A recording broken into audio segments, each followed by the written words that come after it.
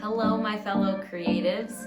Welcome back to my original painting that I've been working on. I am so close to finishing this painting and I can't wait to share it with you guys when I'm all done.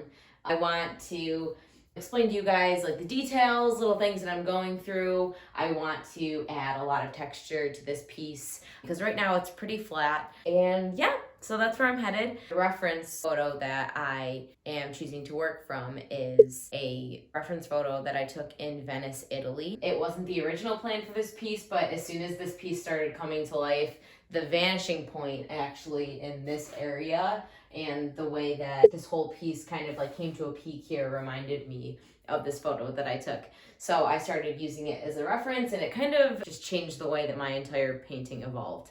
So without further ado, we're gonna get started. And I'm actually gonna start with using molding paste today. I have my molding paste. This might be new to some of you. Some of you already know that I use a lot of it. Different type of paint mediums definitely brings your paintings to a whole new level, and I'm really excited to share this with you guys.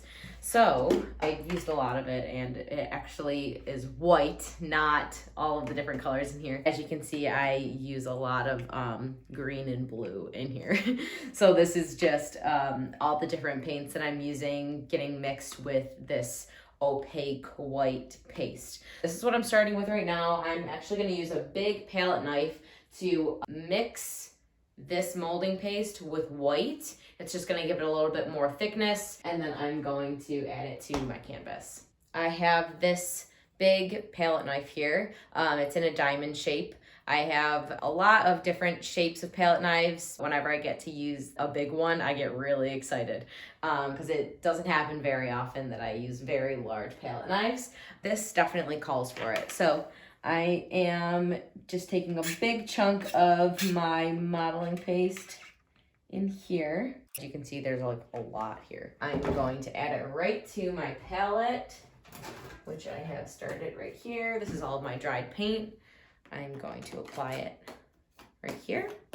And I'm going to add white to it. As you can see, there is a lot of color on it, and that's okay. I am very like free-flowing when it comes to this whole process, so I am not bothered by that color in there because I like to experiment.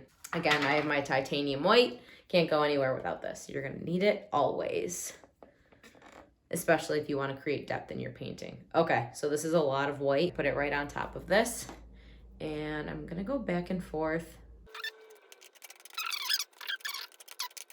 Okay, so now this just changed the consistency of my titanium white paint. It's almost like frosting now. I love working with this type of thing. If you've ever worked with oil paints, it kind of creates the consistency of oil paints, but it dries a lot faster. So I'm just gonna take this big scoop here. And that's why I chose this diamond shape, so that it has like a nice flat edge for me to work with. I'm gonna scoop it up and just go over what I already have in this section.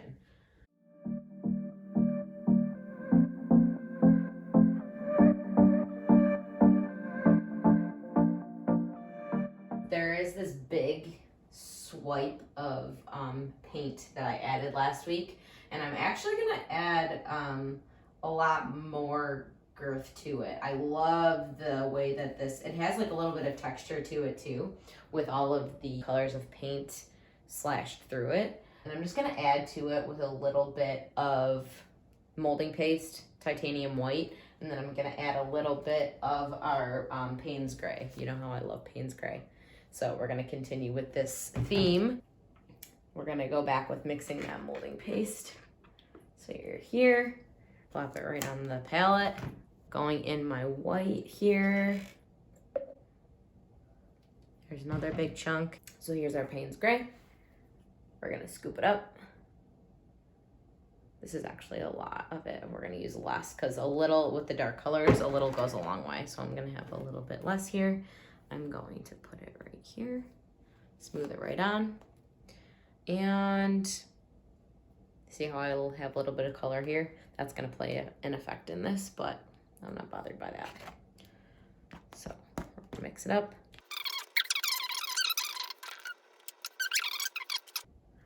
This is gonna be so fun. I scooped up half of, not even half, just a little bit of my Payne's Gray and a lot of white. and we're going to apply it right to our canvas here. Just gonna go for it. And the idea behind this is that we want it to be thicker than what we already have down here. I'm actually using the tip of this to make some details in here. It's a big chunk of color that I really, really like. That's cool. I'm gonna do that again in another section. I'm gonna grab a lot of white and just a little bit of Payne's Gray on the tip of the palette knife. I'm gonna find a new spot for it. So where do I wanna go here? That is sweet. I'm gonna manipulate that a little bit. That is very exciting to me.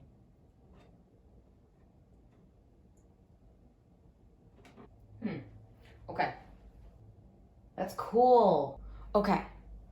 Now, I still have a little bit of white on my brush. We are going to keep continuing with this theme, grabbing a big chunk of white and a little bit here, just because I'm loving the way that this looks up close. So we're gonna add a little bit more of that here.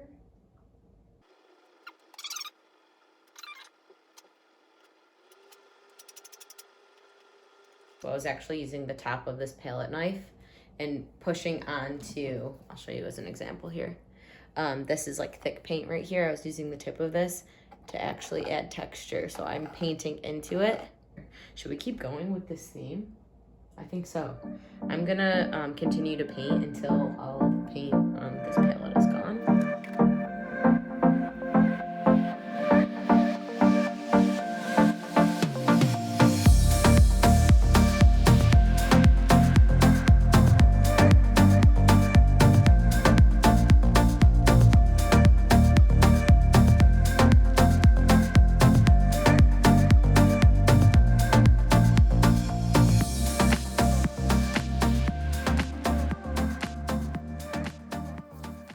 I know last week I spent some time getting rid of some of these pink notes in it. I realized that I didn't hide all of the pink that I wanted. I'm going to take this with me using a flat angled brush.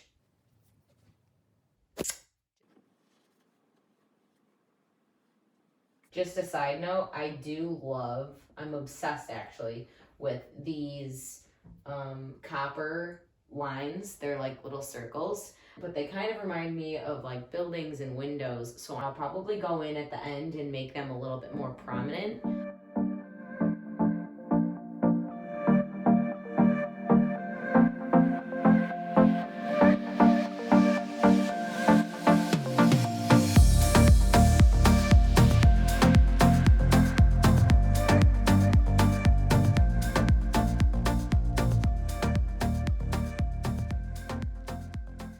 I started to go in and add white, I noticed that the white is kind of taking over a little bit. So I'm gonna go in and add more Payne's Gray, which is this really dark color that looks almost black. It looks like a navy blue actually. And I love using this as a black alternative. So I'm gonna go in with some of this. I'm going to wash my brush and get going. So what you'll notice with the Payne's Gray, as I start to add more of it, the colors on this canvas are gonna start popping even more. You're gonna be able to see shapes more defined. Here we go.